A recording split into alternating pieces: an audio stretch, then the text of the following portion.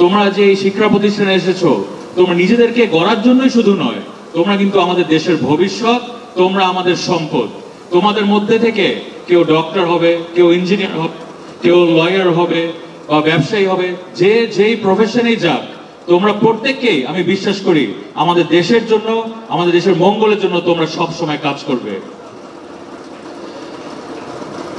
এখানে আসার পর তোমরা প্রত্যেকে, এখানে যারা আছো, আমাকে দেখছো, যারা আমাকে শুনছো, প্রত্যেকে কোনো না কোনো ধরনের চ্যালেঞ্জের সম্মুখীন হবা।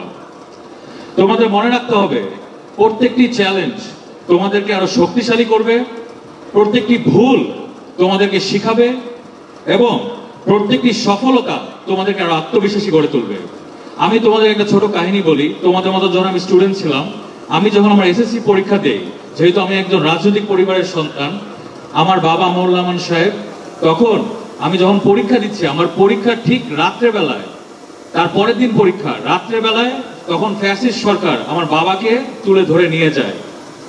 তখন তার পরের দিন পরীক্ষা। এটা আমি আমার অভিজ্ঞতা বলছি, তোমাদের যার যার জীবনে বিভিন্ন সমস্যা চ্যালেঞ্জ আসে, আমার চ্যালেঞ্জটা এটা ছিল। তো তখন আমি হচ্ছে গিয়ে কি করব না করব, পরের দিন পরীক্ষা, বাবাকে ধরে নিয়ে গেছে একটা ফ্যাসিস্ট গণহত্যাকারী সরকার।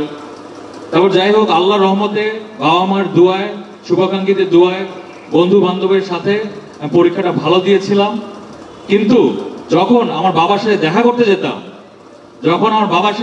যেতাম, তখন উনি আমাকে একটা কথা বলতো যে স্ট্রাগল ফর এক্সিস্টেন্স, অর্থাৎ জীবনের জন্য সংগ্রাম।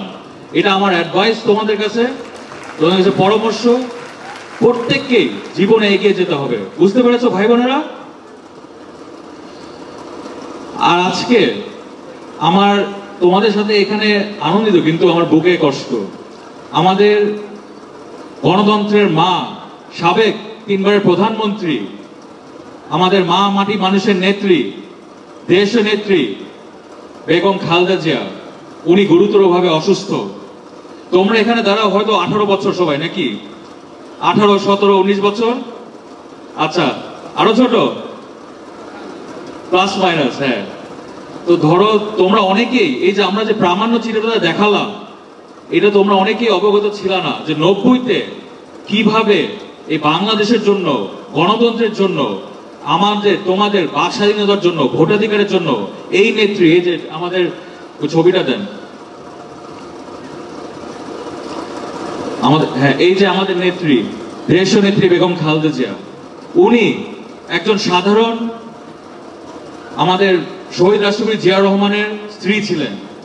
ওইখান থেকে যখন আমাদের দলের প্রতিষ্ঠাতা শহীদ রাষ্ট্র জিয়াউর রহমানকে খুন করা হয়, তখন এই নেত্রী আন্দোলন সংগ্রামের দিকে এগিয়ে এসেছিল বাংলাদেশের জন্য, সবকিছু পিছিয়ে ফেলে আমাদের জন্য, আমাদের দেশের মানুষের জন্য।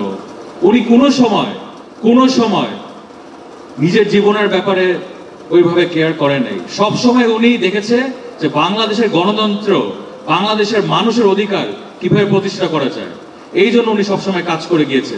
তোমরা এখানে যারা যারা আছো, আমার ছাত্রছাত্রী ভাই বোনেরা, তোমরা কি এব্রাহাম লিঙ্কনকে চিনো? এব্রাহাম লিঙ্কন, অনেকজনই তো এখানে পড়াশোনা করেছে, দেশের বাইরে যাবা, হয়তো আমেরিকায় যাবা, কানাডায় যাবা বা ইউরোপে যাবা। আমেরিকার ফাউন্ডিং ফাদার এব্রাহাম লিঙ্কন ছিল। উনি ওইখানে দেশের জন্য সংগঠিত রাখার জন্য উনি কাজ করে গিয়েছেন, এই জন্য উনি ওই দেশে এবং বিশ্বে পরিচিত। তোমরা এখানে সবাই কি নেলসন ম্যান্ডেলা, সবাই কি নেলসন ম্যান্ডেলাকে চিনো? উনিও তার দেশের জন্য সারা জীবন সংগ্রাম করে গিয়েছে, তার দেশের মানুষের জন্য। অনেক বছর জেল খেটেছে তার দেশের মানুষের জন্য, 27 বছর জেল খেটেছে। এইভাবে এই যে আমাদের নেত্রী, দেশ নেত্রী বেগম খালেদা জিয়া, উনি আমাদের দেশের জন্য, তোমাদের জন্য, আমাদের জন্য একটা মিথ্যা মামলা, ওই গণহত্যাকারী খুনি ফ্যাসিস্ট সরকারের মিথ্যা মামলায় তাকে জেল খাটিয়েছে, তাকে অসুস্থ করেছে। উনি সুস্থ ছিল, তাকে স্লো পয়জনিং করে তাকে অসুস্থ করা হয়েছে। কেন? কারণ উনি হচ্ছে বাংলাদেশের গণতন্ত্রের জন্য সংগ্রাম চায়, উনি বাংলাদেশের ভালো চায়, উনি সব সময় তোমাদের জন্য, আমাদের জন্য, এই দেশের জন্য কাজ করেছে। এই জন্য তাকে আটকায় রাখার জন্য, বাংলাদেশের শক্তি মানে যে খালেদা জিয়া, তাকে আটকায় রাখার জন্য তাকে হচ্ছে এইভাবে অত্যাচার করে অসুস্থ করে ফেলেছে। আজকে তোমরা এখানে যারা আমাকে দেখছো, তোমরা যারা আমাকে শুনছো, আমি তোমার